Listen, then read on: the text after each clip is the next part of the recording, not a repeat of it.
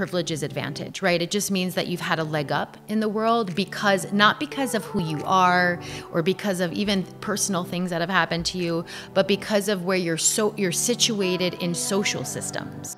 Welcome to Commune. We are on a mission to inspire, heal, pass down wisdom, and bring the world closer together. So the book, just to be clear for anyone watching this on YouTube, is called American Detox. Here it is.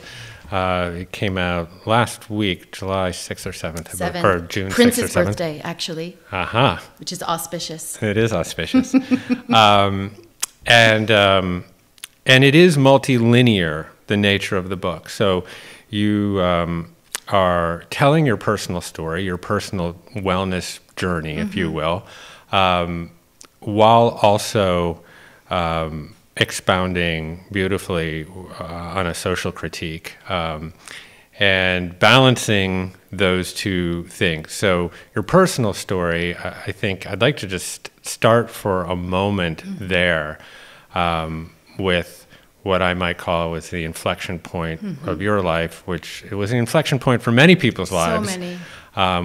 And in the chapter that you call Ground Zero. So can you just pull on that thread for a minute? Yeah. I mean, I call it the disruption point of my life, but I now know there have been many, many disruptions. I'm also up there in age, after a while, there's more than one. And up until, 9/11, I was 25 years old, right? So I had about 25 years under my belt of really being on the should path of like climbing the ladder, of doing everything so-called good, right? Like being the good girl, the good Catholic, the good student, the good athlete, and then eventually the good corporate salesperson and then eventually the good activist, right? So like I just kept bringing that orientation into everything I did. And I was really committed to that path. I was like relentless, right? In like climbing and also like climbing out of my situation. I was born into a middle-class neighborhood outside of New York on the wrong side of the tracks. So I really wanted to like climb into almost like another stratosphere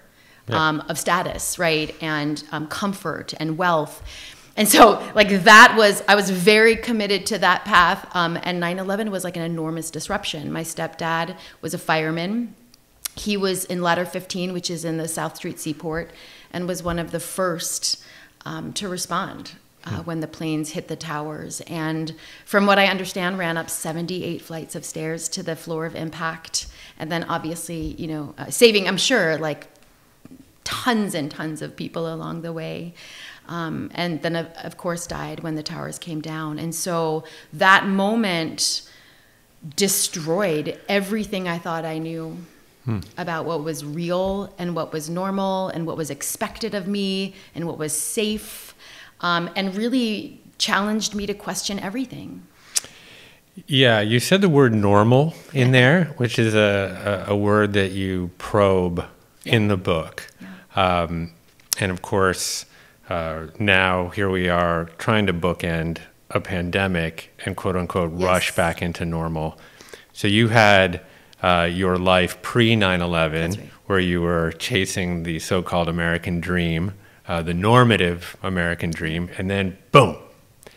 And normal didn't really seem acceptable or normal going forward. So I lived in New York. We both lived in New York in that time.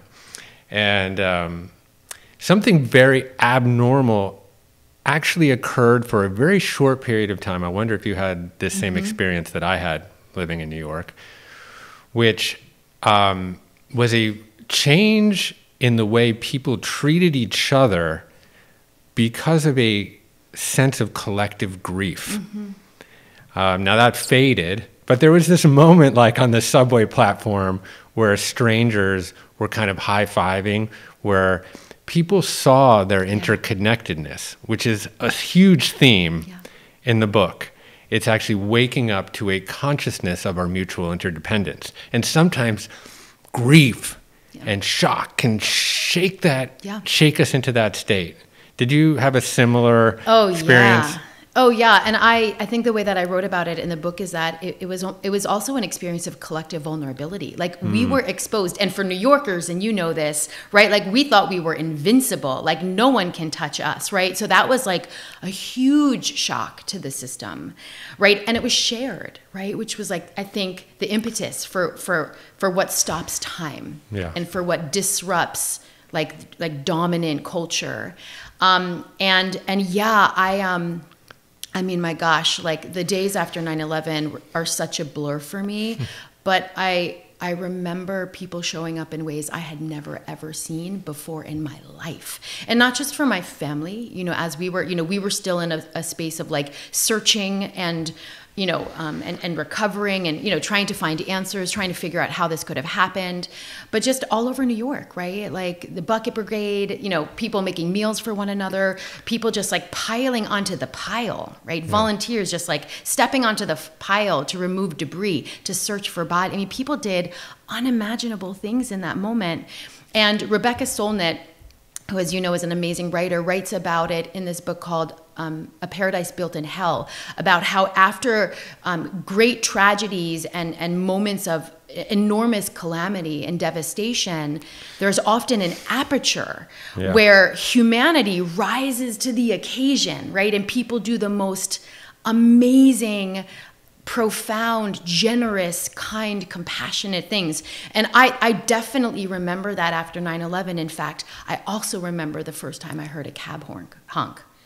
Right, that first like cabbie, like beep beep, get out of my way, like that first moment I was in Manhattan where I was like, oh shit, that's a sign of like before times. Yeah, the honeymoon is over. And I'll also share that there's this other perspective I write about in the book by Naomi Klein about that same moment called the Shock Doctrine, and she writes about how. Often in moments after devastation, 9/11, Katrina, wars, earthquakes, that people in power often sweep in and exploit our vulnerability, right? And declare wars in times of great fear and, exposure. And so it's interesting, right, to hold these two very kind of contradictory perspectives on the immediate, right? And for me, it's really helpful, right? Because it's like, to your point, there's this huge opening and opportunity and invitation for people to reconnect and remember, right, our interdependence. And, right, there's a system and a culture that we're a part of that is ready and waiting to exploit us.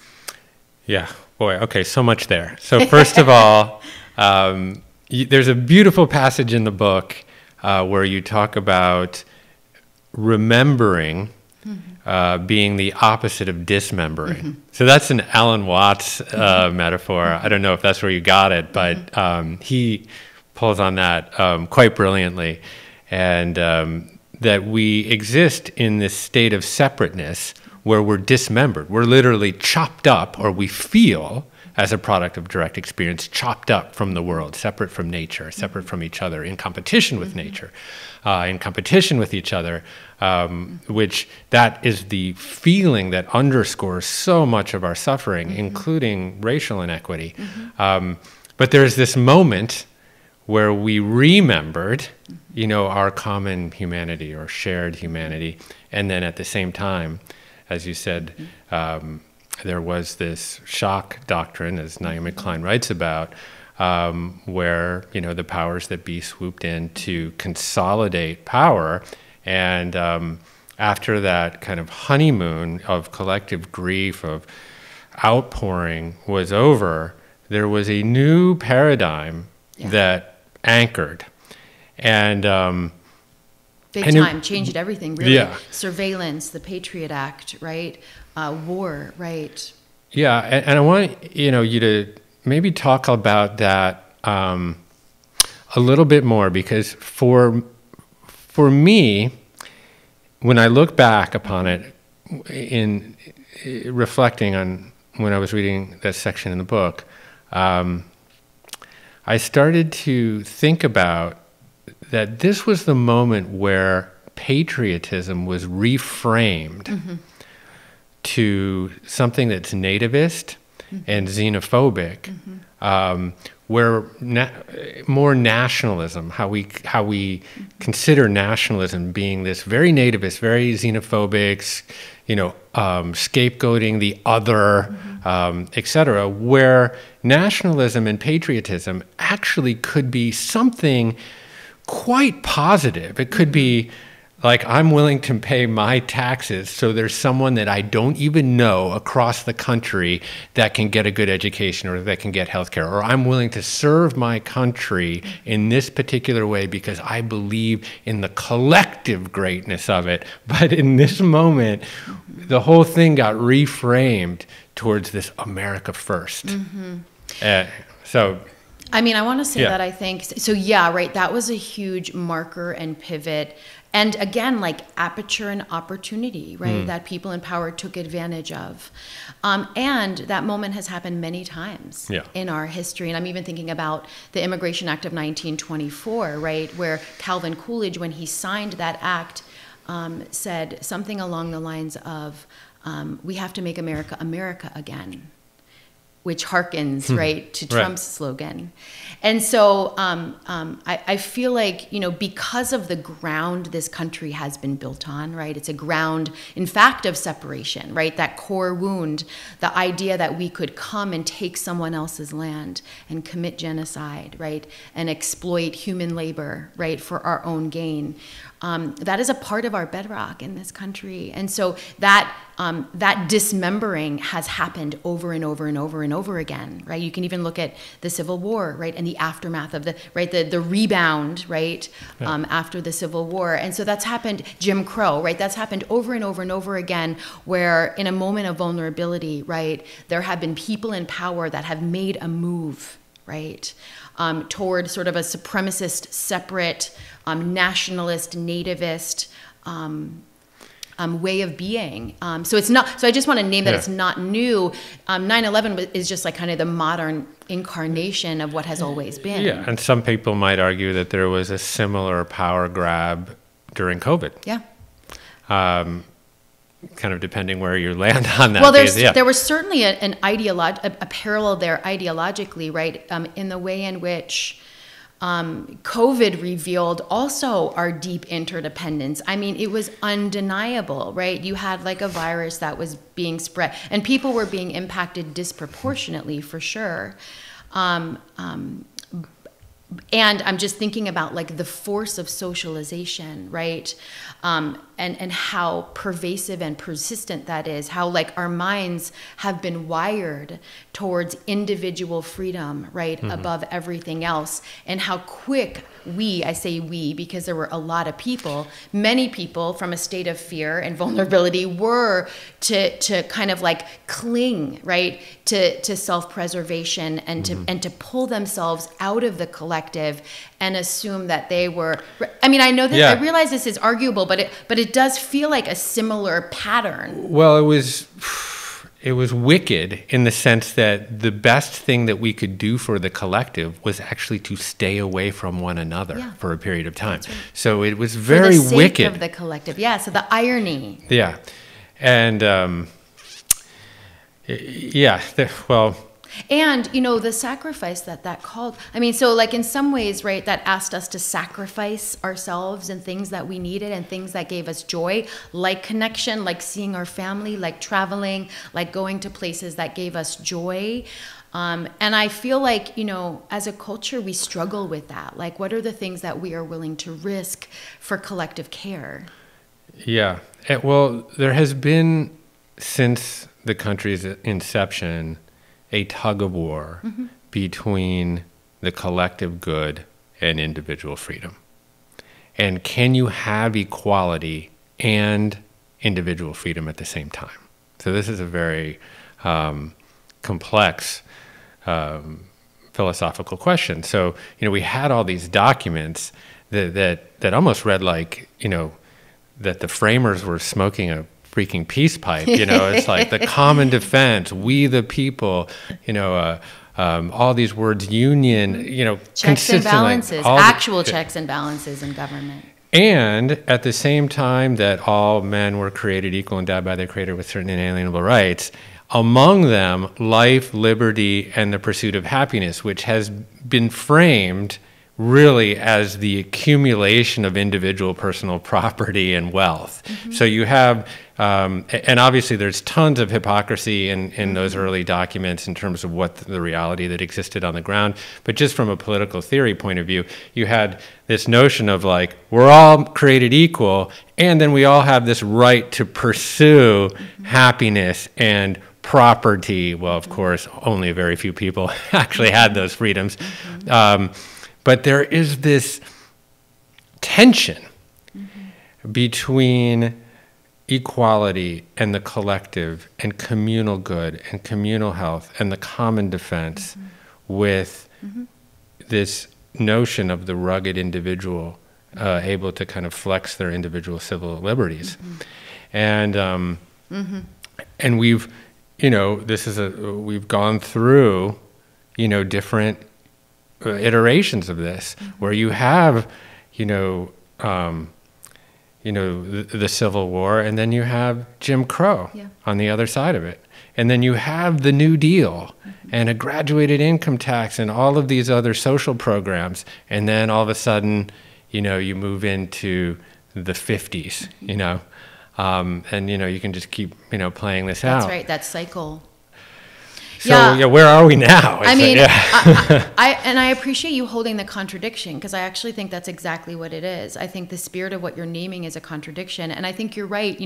One of the things I think about when I think about the founding documents and the founding spirit of our country is that there are really good intentions, but the impact was disparate, right? If not really harmful, because not everybody was included in that document. I was not included in that document, right? So that document talked about all men being created equal and all men having a right to. Yeah. But they were talking about white property owning, Christian able-bodied Christian men, right? Like they were very clear about that. They stated that in the document, and so many people were left out of that, and that truth, right, feels analogous to what we're experiencing right now, this enormous divide, right, between who gets to have freedom and who doesn't, who gets to be well and who doesn't.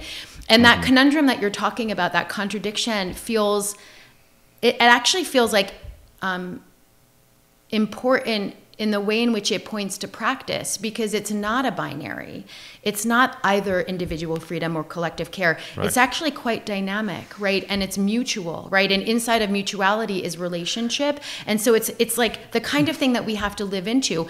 And we, I do collective care work all the time, and we're always exploring the politics of collective care. And it is not without conflict, because different people need different things. And so to me, it's like, it's not a question of is it this or is it that. It's a question of like, how do we navigate, right, folks deserving, right, their unique individual freedoms and needs, but also how we tend to our collective care and survival. Yeah, well, it is a philosophical koan, really.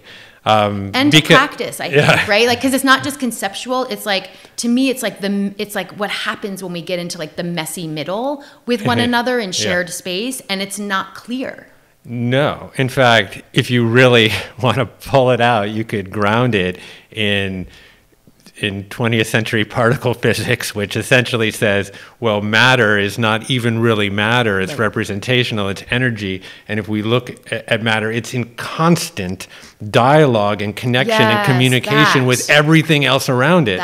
And so, yes, I am an organism that is sitting here in this chair, distinct, but not disjointed from you, because as I speak, we have a sociogenomic relationship going on, so I'm affecting your gene expression just as I'm talking to you, and I could all of a sudden just scream at you out of the blue, and you would have a spurt of epinephrine or cortisol from your adrenal glands, and I would be just essentially being in each other's presence. We alter our biochemistry. 100%. So we are both individuals, but we are woven into a mutually interdependent Indra's net where we are distinct but in no way disjointed from each other. And this is the this is the balance and the tension. And the play and the dance, right? Because I think often I feel like we're trying to play in either the individual sandbox or in the collective sandbox. And actually, the juice is in the node, right? It's at the intersection, right? And if we can learn how to like exist there in all of its complexity and messiness and dynamicism and transformation, like that to me is where there's possibility, right? But I feel like we're so quick to be like, I'm in this camp now, and now I'm in this camp, and your camp sucks, and my camp's right, you know. And actually, the way that you're talking about our interdependence actually speaks to the way in which I think we need to be practicing. Yeah. Well, this is the Tao. Yeah, that's right. The ability not to new. In to fact, hold, very old. to hold opposites and right. to function in the course of nature such that we bring opposites into some form of sensitive order or asymmetrical coherence or dynamic coherence. And of course, you know, we're in this moment where we seem to be more polarized and atomized and entrenched in our echo chambers. And obviously we're in this new terrain because we're back to the Serengeti of Facebook, or what I call it, which is you know, we're undergoing a non-consensual psychological experiment called social media, which seems to have exacerbated these polar extremes and polemics, such that it's been very hard to find any form of profitable, you know, conversation. Anyway, so we can pull on that. On social media, but really cool and awesome things happen in person. This is absolutely, and this is I think why we all need to commit to trying to have conversations in real life, because you and I, we're probably not going to agree on everything, but we're going to find cooperation and potential solution when we're sitting here across from each other, and we can play in a sandbox together. And social media is an awful sandbox for that. Oh, it's terrible. And you know, and one of the things I just think that we've become really bad at, because I think of the ways in which we've been indoctrinated in dominant culture, is that we're really conflict avoidant.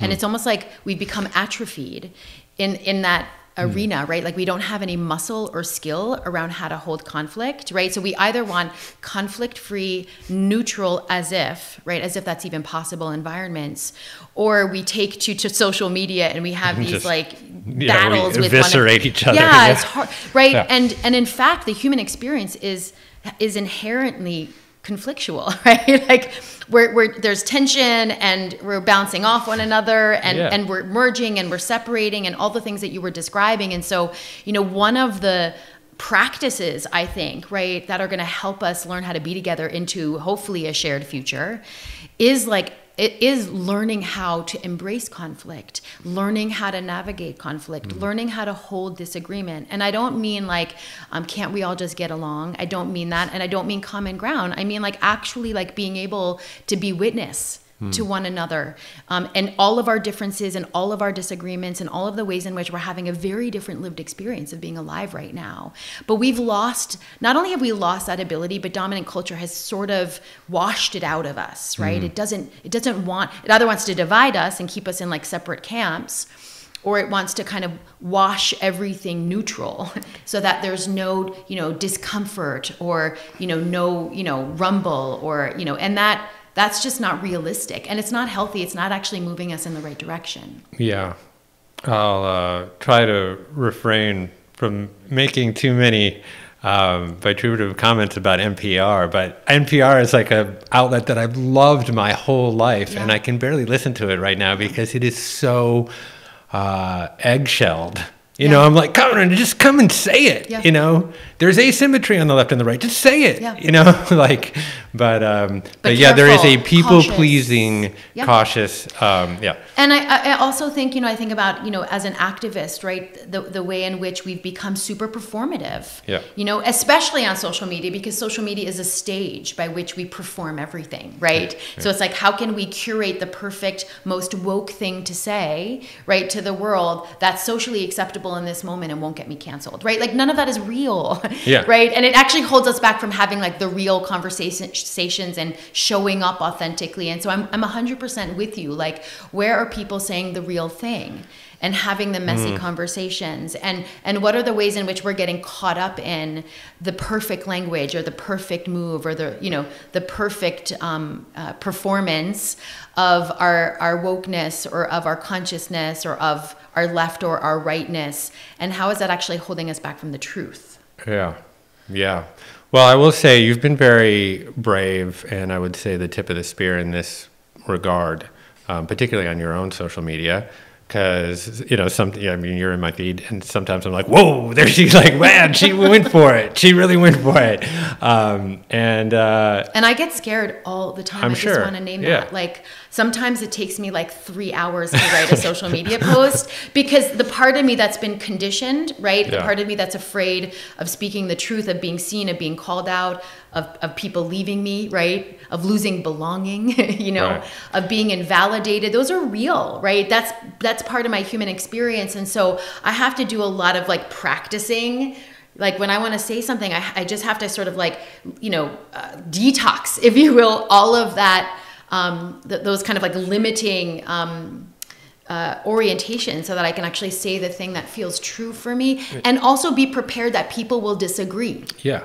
Well, I think if you commit yourself to rigor, you inure yourself a bit from cancel culture, if you will, because people who know you know how rigorously you are committed and how thoughtful you are about a particular issue.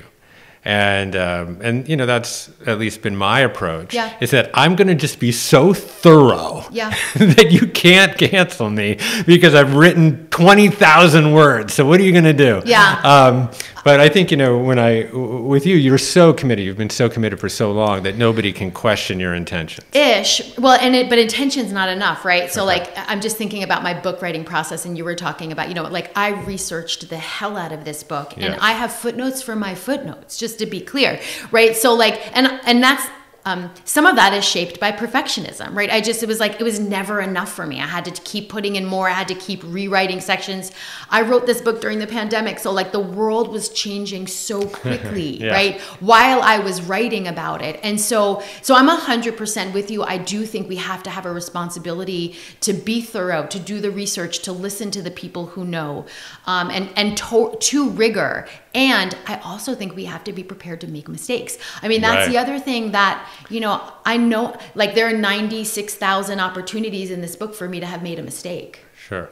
That's a lot of mistakes. It's possible I have made. And so I just say that because I've had to build a resilience and like a capacity to be wrong. Yeah. And that also allows me to take the leap.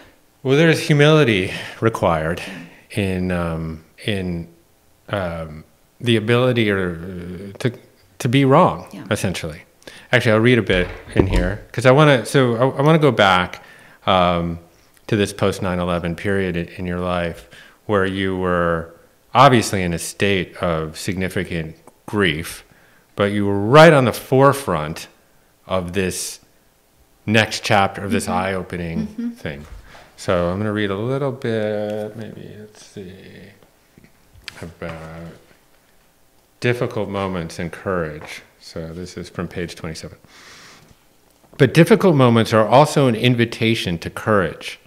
They are often the times when you realize that you can choose to do something different. Instead of conquering your fears, you move into relationship with them instead of conquering your fears. When we learn to get comfortable with the uncomfortable, we are released from its grip. We might appear on the surface as chaos is actually freedom. Freedom from the struggle against the fundamental ambiguity of simply being human.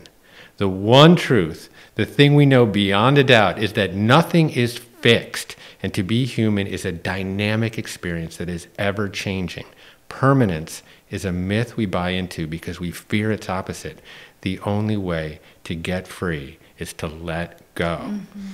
And this is obviously then pushes into some insightful comments around vulnerability. Mm-hmm. Well, and what I'll say about that passage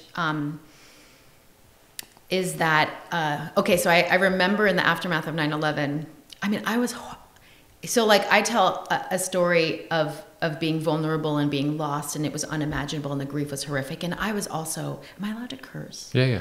I was an asshole.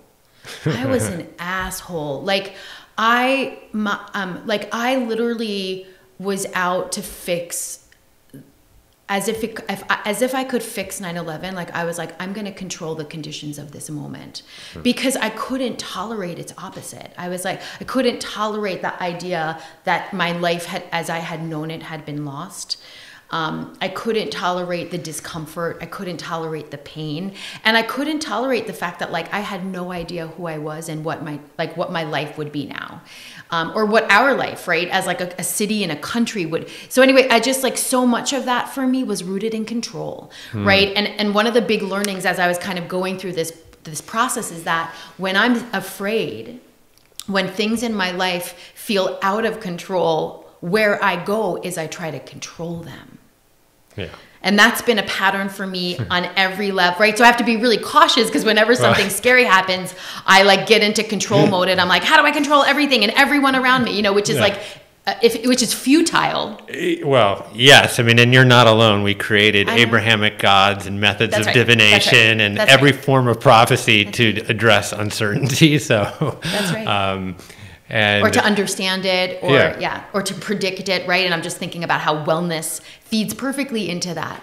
Absolutely. Right? The ways in which we were invited by a dominant culture in wellness to control our bodies and to control our minds and to control our destiny and to manifest our, you know what I mean? Like, it's like, and I'm not saying that there's not beauty and practice, right, in those invitations, but when it's shaped and colored, right, by like our you know, kind of like dominant, you know, shaping, right, to like control everything and to have to know what the outcome is going to look like and to not be in relationship with the unknown, right, and the constantly evolving and the impermanent, then it gets into really tricky territory, and it can often get very, very harmful.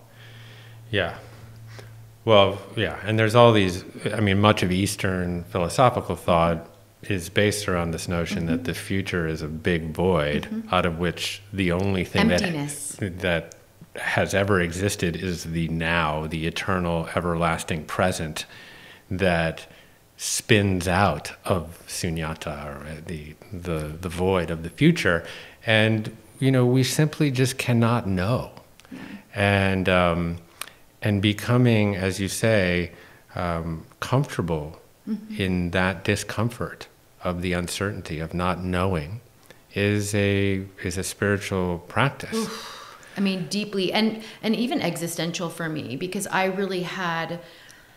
didn't know how to do something different, right? Like I was like, I only know how to control things, or think that I know how to control. Like it's a delusion, right? That we can control anything or anyone, and yet that's where I went to every time. That was familiar. It was easy. It was comfortable for me, and so that moment was like the like rug was ripped out from under me, and I was terrified of the emptiness of the void.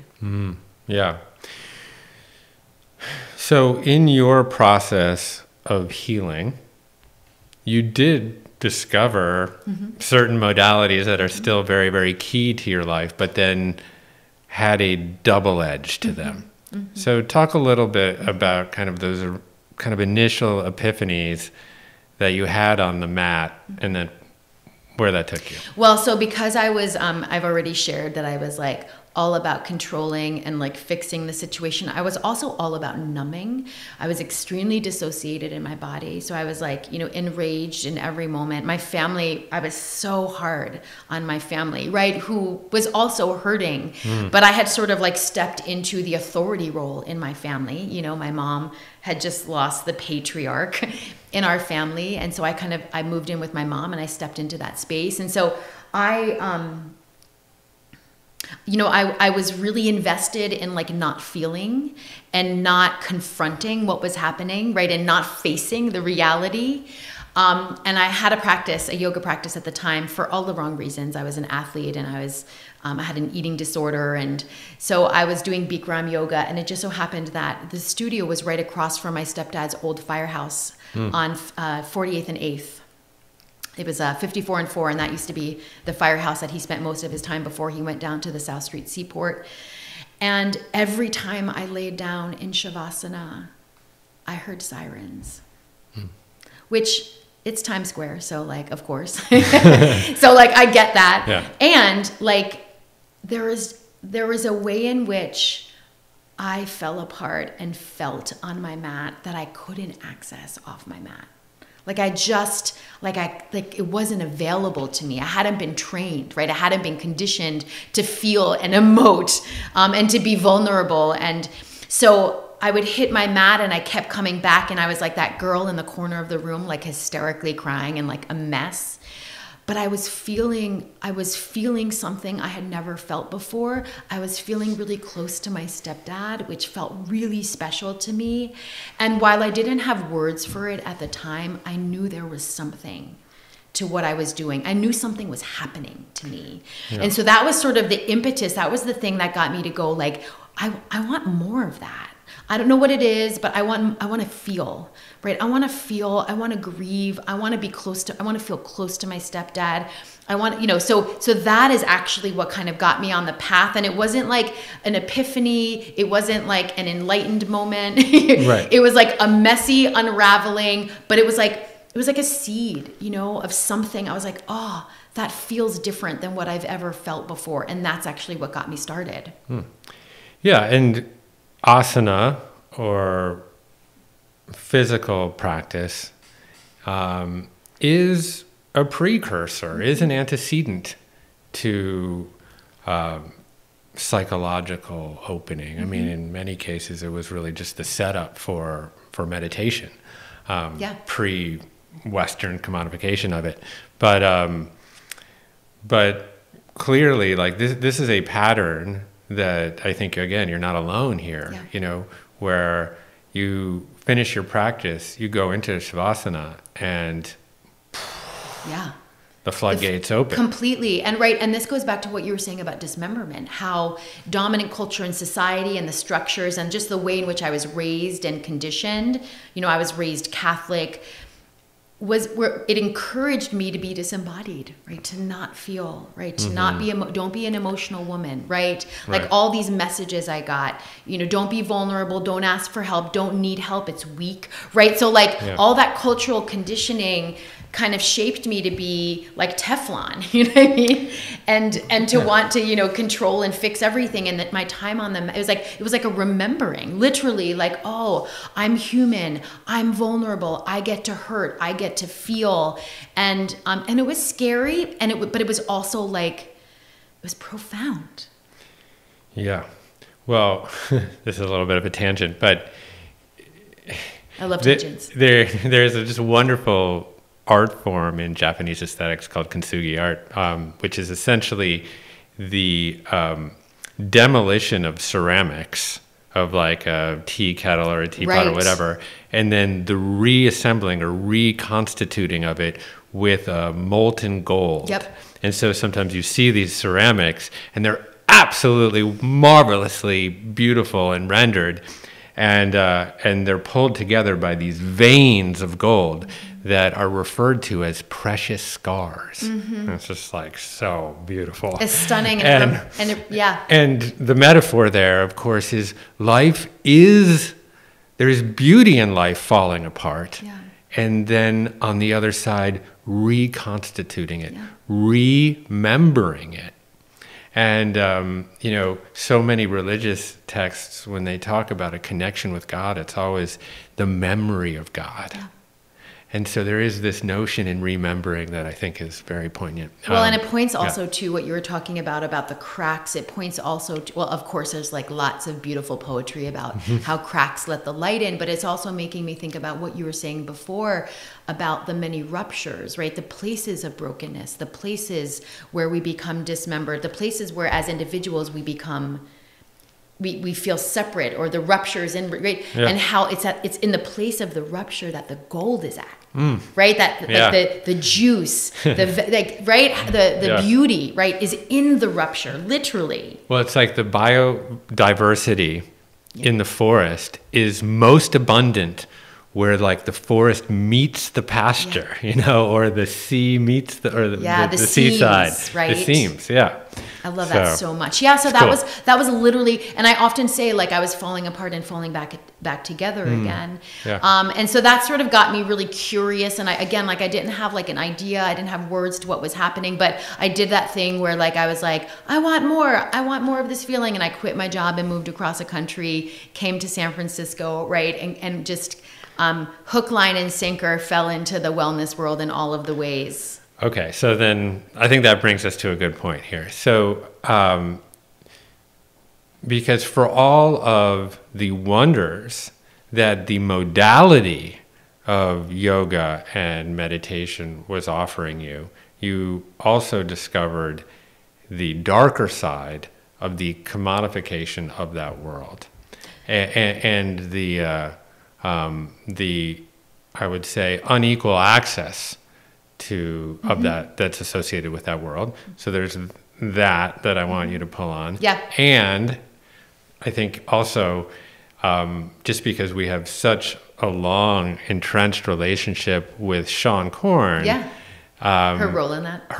Yeah. Well, I like to say that the yoga, even as I became aware of the hypocrisies, right, within the wellness world, I actually believe the yoga and the meditation and the practices were doing its job on me, right? Because I now understand those practices as the way in which we lift the veils. Right, the way in which we see clearly, right? So it was inevitable, right? Like I was like, I'm all in. So it was inevitable that not only was I going to change, but I was going to see very clearly the world as it was and not as I wanted it to be. And so that's exactly what happened. I was like obsessed with my practice, blissed out, dewy face, mala beads, Lululemon pants. I did all of the things. I was like, and I was also that annoying person that like has to recite sutras everywhere they go to anyone who would listen. So I was also like wanting to like indoctrinate other people in my new religion, including my ex-husband at the time, which is a whole other story. But I was that person, and I was practicing at a yoga studio on Folsom and 4th with Larry Schultz. You probably remember, good old Larry Schultz from Jersey. That's right. What was the name of that studio? It's Yoga. It's Yoga, yeah. So that's where I did my teacher training. That was my Sangha. That was my studio. Those were my people. And it was in a part of town in San Francisco called Soma. Right. And, every day I would walk in and out of that yoga studio. And in the awning where the door to the studio was, lived a bunch of homeless youth. And they were like a fixture. They were just always there. And so we would just come and go as yogis in our like blissed out bubbles. And after a while, I kind of like looked back and I was like, I was like curious. And then I would stop. And then I was like, what the fuck is this? Right? Like, how is it that I can have this blissed out, feel good, like transformative experience on my mat when people right outside the door, literally on the property, are struggling to survive, much less be well? And so that's what got me stirred up and curious. And by stirred up, I mean like I started to question wellness. I started to question the practice. I started to question myself, right? And why I got to benefit when people don't even have basic human needs. Right? That was real dissonance for me in my practice, and I just couldn't reconcile it, quite frankly. Like I couldn't rationalize it away. I couldn't positive vibes only it. And so Sean Corn came into my life right around there, and I was in a class with her, and I joke, but I'm not joking, that it was like a 14-minute pigeon. Right. And on the left side. I think you called it agonizingly unfair or something like that. Unjust and horrible. And you know, I've come to love those moments now, but she said, what if you were to take your yoga off the mat and into the world? Mm-hmm. She also said, I was at the time just still kind of reeling from 9/11. She said, what if you were to serve from your wounds, from your place of wounding? Yeah. Right? And I was in so much pain, and I was so confused about what I was experiencing in the culture of wellness and yoga. And I felt completely called. Like those words landed in my body so perfectly and clearly in that moment. And I ran up to her after class and I said, that thing you're saying, that off the mat into the world thing, and this is before Off the Mat was an organization. Right. This is when it was just a campaign. She was doing a campaign with Ashley Judd for World AIDS, and or for Youth AIDS rather. And I ran up to her and I was like, I'm going to do this thing you said. I'm going to do this thing called Off the Mat into the World. And she was like totally freaked out by me. She was like, all right, cool. Like I was like some stalker student.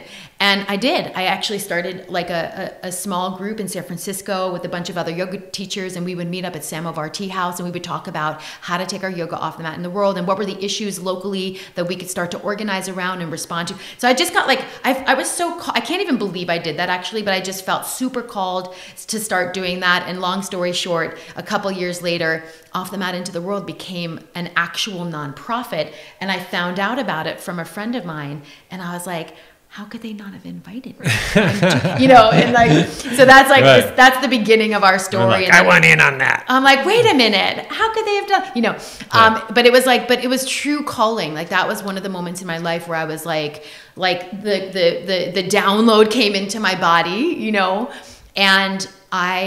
and I moved in that direction. And that's really when yoga for me became more than a thing I did for myself individually. It became an inquiry, right? An act of service, and a vehicle, I believe, right? For how we can actually create the conditions for all people to be well.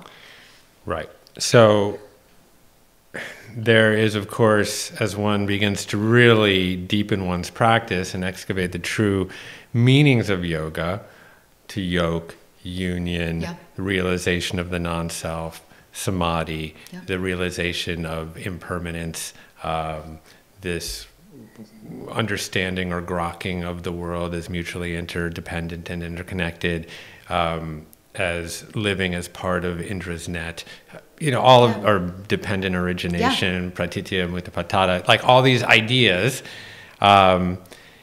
There's a conflict there between all of those ideas and the way that the wellness industry shows up in the world as being hyper individualized or individually focused. Yeah.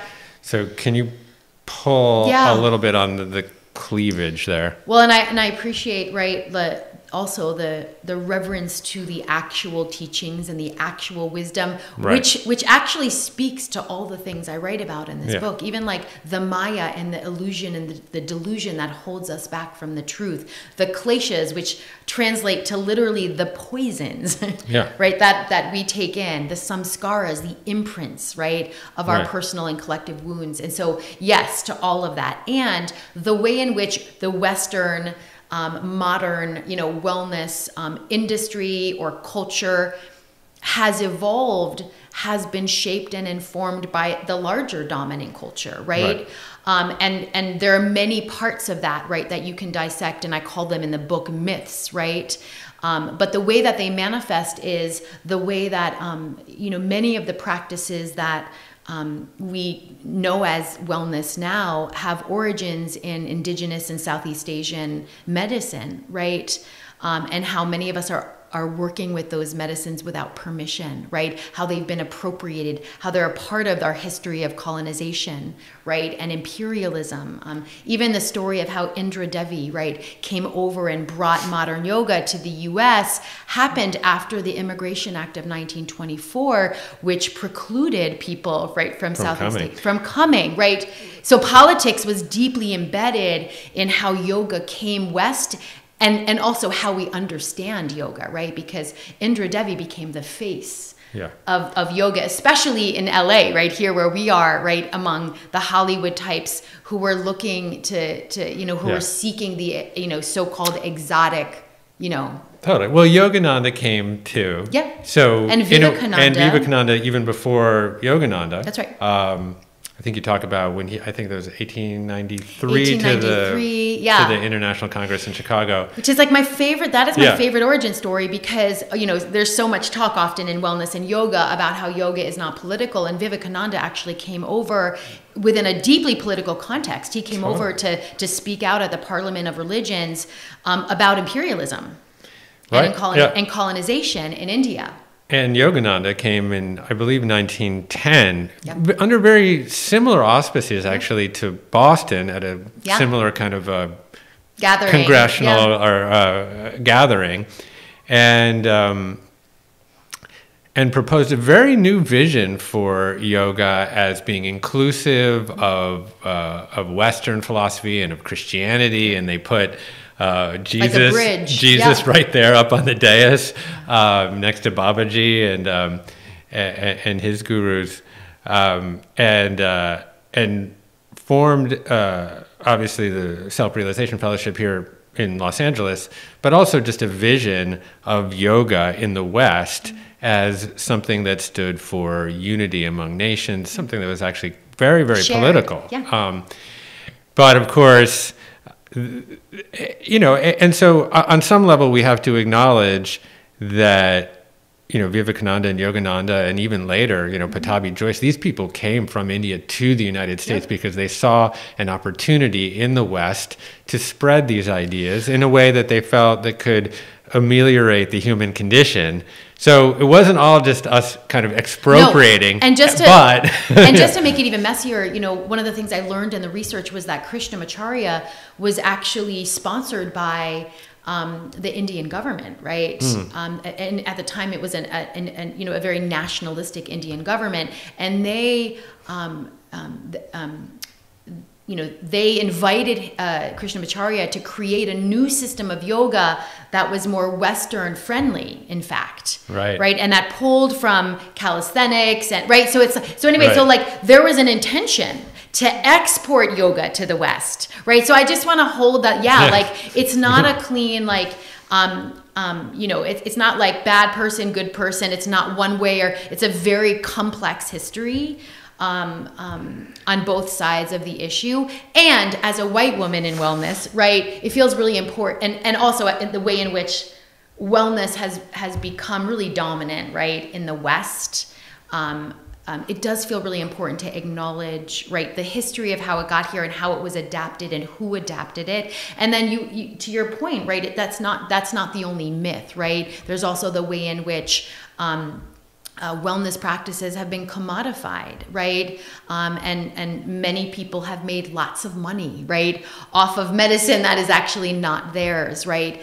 And how it's been individualized, right? How often what wellness, the dominant industry of wellness is selling us is individual solutions to very complex systemic problems. Yeah. Well, I think this has come into stark relief, particularly in the last 20 years. I think like in the 60s and 70s, you had counterculture adopting some of these ideas of yoga, meditation, and Eastern philosophy as a response to hyper-materialism, military-industrial complex, et cetera. And, you had these figures like Ram Dass, et cetera, which I think were more reflective of the true spirit of these modalities. Deeply political, right? Deeply political, yeah. Associated with the New Left, anti-war. And then you move more into the 21st century, where then you start to get this efflorescence of large companies, public companies that are trading on yoga, often in the apparel space, et cetera. And you also have companies like Hay House and Sounds True and Yoga International and, you know, companies that I felt have been actually very heart-led. So it's not the entire industry, but it is this part that holds up this fake notion of perfectionism to make us feel like we're not enough, and then markets toys and trinkets and apparel and all this stuff to address our perceived deficiencies. Totally. And I work with all of these companies, right? I'm in relationship. I also am a yoga teacher who has benefited, right, from selling yoga, a medicine, right? So I just want to name that, like, I too am situated inside of this system. And I think the contradiction that it feels important for all of us to hold is that, you know, like it's sort of like back to that like tug of war. It's like, you know, these are medicines that we, you know, weren't designed to be sold, right, and profited from, and yet we exist in a capitalist culture, and there's no escaping that. There's no purity from that, and I even, like, you know, I'm even cautious about like saying like, well, who are the good ones and who are the bad ones, right? Because we're all kind of situated in this very messy structure, and I don't know, like, I genuinely don't know. I mean, I critique capitalism in this book, and I don't know the way out. You know, I don't know what the new structures, the new, less extractive, more generative structures look like. I do, though, know that people are thinking about it, and that's the way we need to, it's the direction that we actually all need to move in. Yeah, well, I mean, I think there are models. I look at companies that are commercial and commercializing, you know, like Patagonia, which has been a B Corp forever, and they have a double or a triple bottom line business, plain and simple. So this is what conscious capitalism is. And I think that there's a very strong case to be made, you know, that capitalism has lifted a lot of people out of poverty, that, I mean, this gets into like distributive justice concepts, but you know, like there was a political theorist in the, I think, late 60s, early 70s named John Rawls, who argued that essentially capitalism grows the pizza, the size of the pizza, such that even the smallest piece is bigger than the communist pizza or the socialist pizza if you were to cut that up perfectly evenly. And, you know, again, I don't necessarily, I'm not an economist. I think what we can both agree on is that extractive capitalism that externalizes all of its true costs is incredibly destructive. And so. And I think, I just feel like some of the conundrum that all of us can be grappling with on an individual, a collective, and organizational level is, to what extent do we let profits lead? And, you know, and in working with different, you know, I do a lot of consulting and social impact consulting with different organizations, and I can assure you that that is always the line in the sand that trips people up. Even folks with like the best intentions, B Corp companies, you know what I mean? Triple bottom line companies, conscious capitalists, folks who are really trying to do, who have the intention of doing the right thing. I think often we get into areas where we have to make choices of like profits or people, and that's where things, I think, get very messy. And again, like, I'm not, you know, I don't believe in like purity politics. I don't think there's any purity inside of this, right? So I'm situated inside of this system also, right? And I do think having critique and like grappling with those questions, right, when we're faced with those choices, feels really, really important, especially in a moment, right, where, of course, capitalism has expanded the pizza pie, and income and wealth inequality has never been greater. That's true. Well, let's call that out for a minute. So I read a statistic, and this specifically addresses the divide between white Americans and Black Americans, that the median net worth of the average white family is $170,000, and the median average net worth of the average Black family is $17,000. So we're talking about a 10x. An enormous gulf. An enormous chasm there. In fact, I believe the Atlantic I read this in the Atlantic, but I believe it was a Boston Globe study that analyzed the average net worth of the non-immigrant black family in Boston and the average net worth in Boston, which is a pretty affluent city, $8. $8. Well, and you can basically. I mean, that's not a typo. That's not a verbal typo. And that's right. Yeah, it's ridiculous, right? Well, and it's like the fact that the minimum wage in the United States is still $7.25, right? Also feels like a typo. Yeah. Not a typo. But you can assume that divide, that gap, also when you think about maternal mortality, when you think about property ownership, when you think about education gaps, and who gets suspended, when you think about incarceration, obviously there's an enormous racial gap. When you think about life expectancy and health, right? So it's not limited, right, to wealth and income and economics, right? These gaps are literally impacting people's health and well-being on every level. Yes. So let's specifically focus there for a moment on health, because that's central to what we do and what we talk about all the time. So over the last number of years, the average life expectancy particularly for black males, I believe last year went down 2 or 3 years. Because of COVID. COVID was a big piece of it, but also related to it, just cresting levels of another epidemic of essentially chronic disease. So I believe over 50% of black males in the United States have some form of cardiovascular disease. Obviously when you're looking at like diabetes and to some degree obesity, which is concomitant, not all the time, but sometimes with diabetes, you're looking at rates amongst black women in the mid 80 percentile. I mean, that's not a typo. And so now, of course, this is also part of a general trend that is disproportionate in particularly disadvantaged neighborhood or communities. But this is a general trend too, is that we have a chronic disease epidemic in our country, just period. Yeah.